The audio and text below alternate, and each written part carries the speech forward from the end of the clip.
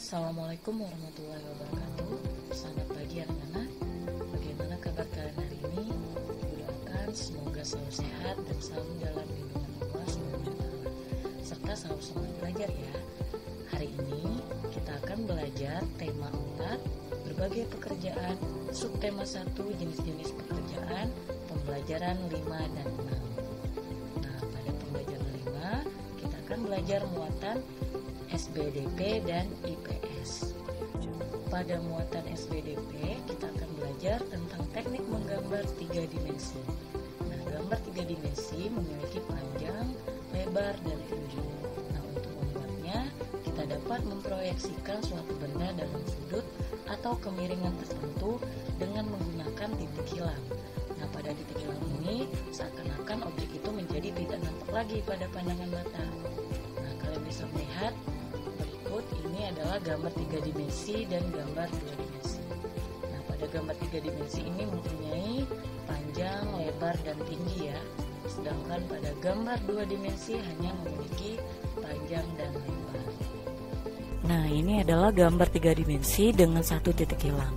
Jadi, menggambar 3 dimensi menggunakan satu titik hilang dibuat dengan cara menarik seluruh titik sudut ke satu titik tertentu. Jadi titik sudutnya ini ditarik ke titik hilang. Nah, kita lanjutkan ke muatan IPS tentang kegiatan ekonomi dan pekerjaan yang terkait. Setiap lingkungan memiliki jenis kegiatan ekonomi dan pekerjaan yang berbeda-beda. Misalnya di perkotaan dan pedesaan. Di lingkungan perkotaan biasanya banyak perkantoran, mal, dan pertokoan. Sementara itu di lingkungan pedesaan banyak terdapat lahan pertanian, perkebunan, dan peternakan. Nah, oleh karena itu di perkotaan banyak yang bekerja sebagai karyawan kantor, satpam, dan penjaga toko. Sedangkan di pedesaan banyak yang bekerja sebagai petani, distributor pertanian, peternak, dan penjual pakan ternak.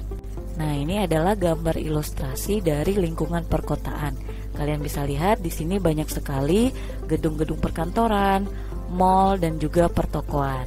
Nah, oleh karena itu pekerjaannya juga adalah karyawan perkantoran, satpam, ataupun penjaga toko. Nah, kemudian ini adalah gambar ilustrasi untuk lingkungan pedesaan. Kalian bisa lihat di sini banyak terdapat sawah, nah kemudian peternakan. Maka pekerjaan yang terkait dengan lingkungan ini adalah petani, kemudian pemetik daun teh, dan peternak. Nah, jadi dapat kita simpulkan bahwa setiap lingkungan itu memiliki kegiatan ekonomi yang berbeda-beda, sehingga menyebabkan pekerjaan yang berbeda-beda pula. Selanjutnya kita akan masuk ke pembelajaran 6, muatan bahasa Indonesia dan muatan PPKN. Pada materi bahasa Indonesia ini kita akan belajar tentang memberi pendapat tentang inti cerita. Nah, seperti yang telah dijelaskan sebelumnya, salah satu langkah mengulas isi buku atau cerita adalah dengan menentukan inti dari cerita yang terdapat di dalam buku sastra tersebut. Selain tokoh, untuk dapat menentukan inti cerita, kita juga harus mengetahui tentang jalan atau alur dalam cerita tersebut. Nah, di dalam sebuah cerita biasanya juga terdapat suatu permasalahan yang membuat cerita tersebut lebih berwarna yang disebut dengan konflik. Kita dapat memberikan pendapat mengenai konflik yang terdapat dalam cerita dengan cara sebagai berikut. Yang pertama, bacalah cerita dengan cermat, termasuk dialog yang terjadi antar tokoh. Kedua, carilah suatu paragraf yang memuat sebuah masalah, pertentangan, ataupun perdebatan. Lalu, carilah penyebab awal munculnya permasalahan atau konflik di dalam cerita tersebut. Dan terakhir, carilah juga bagaimana permasalahan dalam cerita tersebut diselesaikan. Nah, jika sudah mengetahui serta dapat memberi pendapat terhadap perilaku tokoh dan konflik yang terdapat dalam cerita, maka kita dapat menentukan inti dari cerita tersebut. Untuk selanjutnya kita akan mencoba menentukan inti dari cerita berikut. Kegalauan para binatang. Musim kemarau datang, sungai kering kerontang, air pun sulit didapatkan. Semua binatang gelisah, raja hutan pun ikut gelisah. Ia berpikir keras. Kancil mengajukan usulan bahwa semua binatang harus bermusyawarah. Gagak pun pergi menyebarkan pengumuman kepada para binatang tersebut. Satu persatu binatang datang. Gajah, jerapah, zebra, semut, dan akhirnya semua binatang menghadiri undangan. Tidak ada yang ketinggalan. Singa sang raja pun memimpin musyawarah tersebut. Pertama kali Bangau memberikan usulan, kita pindah saja dari hutan ini, di hutan lain pasti ada air. Usulan Bangau tersebut disetujui oleh para burung, sebab burung bisa terbang jauh. Namun hewan-hewan lain menolak, mereka tidak bisa terbang. Akhirnya usulan Bangau pun tidak diterima. Nah, kita berdoa saja, semoga Tuhan segera menurunkan hujan. Usul kodok. Para binatang pun setuju dengan usulan kodok, dan berdoalah para binatang tersebut. Tiba-tiba kuda berteriak, kita bikin bendungan. Usulan kuda membuat semuanya kaget. Para binatang menertawakan usulan kuda tersebut. Namun, singa memperingatkan rakyatnya untuk menghargai setiap pendapat. Para binatang pun terdiam. Kemudian singa memberikan kesempatan kepada kuda untuk melanjutkan usulannya.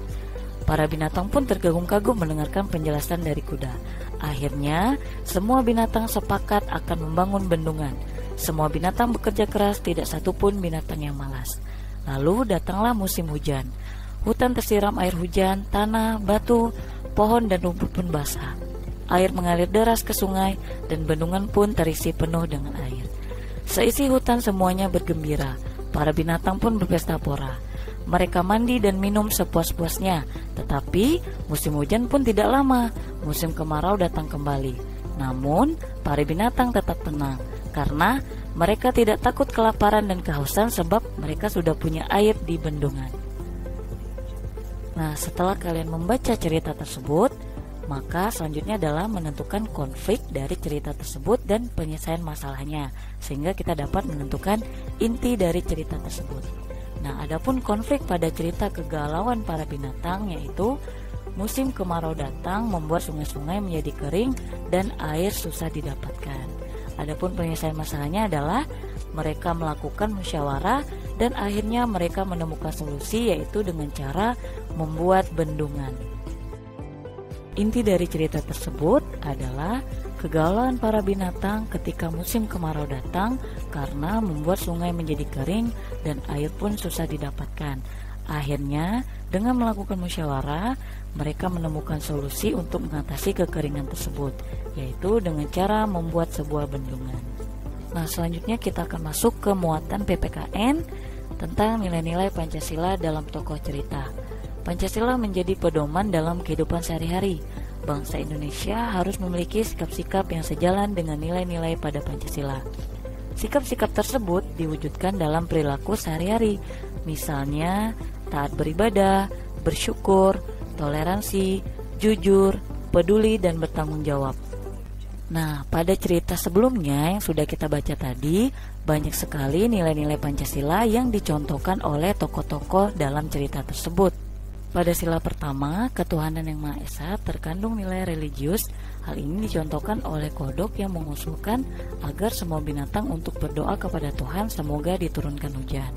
Nah, pada sila kedua, terkandung nilai wujud sikap hidup yang serasi, penuh toleransi, saling menghormati, dan damai.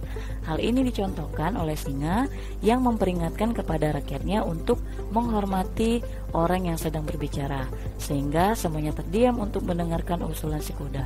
Kemudian, terdapat juga nilai pada sila keempat, yaitu bermusyawarah untuk mencapai mufakat. Nah, baiklah anak-anak, sekian pembelajaran kita hari ini. Semoga kalian dapat menerima pembelajaran hari ini dengan baik. Ibu ucapkan terima kasih dan sampai jumpa di pertemuan berikutnya. Assalamualaikum warahmatullahi wabarakatuh.